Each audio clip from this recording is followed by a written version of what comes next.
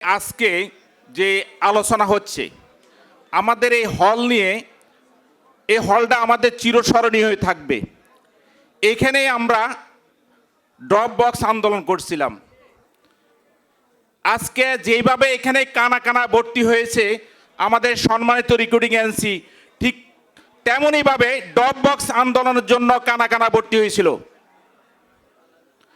আমরা চাই, আমরা যেহেতু ড্রপ বক্স আন্দোলনকে প্রতিহত করতে পেরেছি, আজকে ঠিক সেইভাবে আমরা সামনে যে আমাদের রুহুল আমিন স্বপন ভাইয়ের নেতৃত্বে যে নির্বাচন আসতেছে, আমরা চাই আমরা যে 27 জন পূর্ণ প্যানেল আমরা 12 ইসি কমিটিতে জয় করতে চাই। আপনারা কি এর সাথে একমত?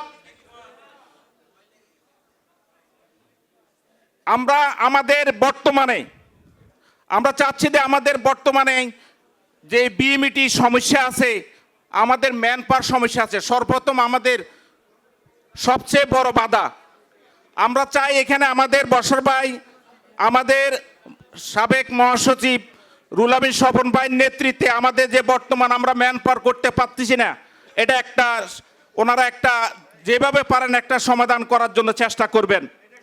আচ্ছা, আর আরেকটা চলমান প্রক্রিয়া হলো আমাদের সৌদি এম্বাসি। আমরা চাই যে বাইরের সাথে সৌদি এম্বাসি একটা সুসম্পর্ক গঠন করা হোক। আমরা আসলে সবাই সৌদি এম্বাসি, আমরা সবাই ব্যবসা বাণিজ্য নিয়ে সমস্যা আছি, বিভিন্ন সমস্যার কারণে। আমিও সমস্যা পড়েছিলাম, যাকে আল্লাহ আলহামদুলিল্লাহ হয়তো সমস্যার সমাধান করেছি। আমি চাই আমাদের বাইরা এমন একটা নেতৃত্ব আসুক এবং প্রতি মাসে হোক সৌদি এম্বাসির সাথে আমাদের সুসম্পর্ক থাকা প্রয়োজন। আপনারা কি এর সাথে কি একমত?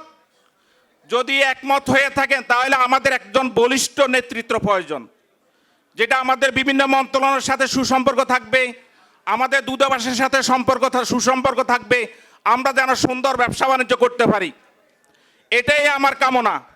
আর আমাদের সামনে যে নির্বাচন আসছে, ইনশাল্লাহ আমরা স্বপন ভাইয়ের নেতৃত্বে যে আমাদের যে টিম আসবে, আমরা সকলে ঐক্যবদ্ধ হয়ে আমরা কাজ করব। আপনারা কি একমত আছেন যে ঐক্যবদ্ধ হয়ে কাজ করার জন্য? আপনারা যদি ঐক্যবদ্ধ হয়ে কাজ করতে চান তাহলে আমি আপনাদের হাতটুকু দেখতে চাই।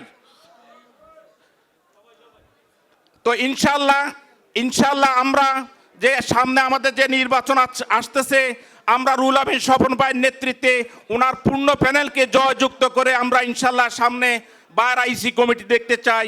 এই বলে আমি আমার বক্তব্য শেষ করছি। আসসালামু আলাইকুম ওয়া রাহমাতুল্লাহি ওয়া বারাকাতুহু।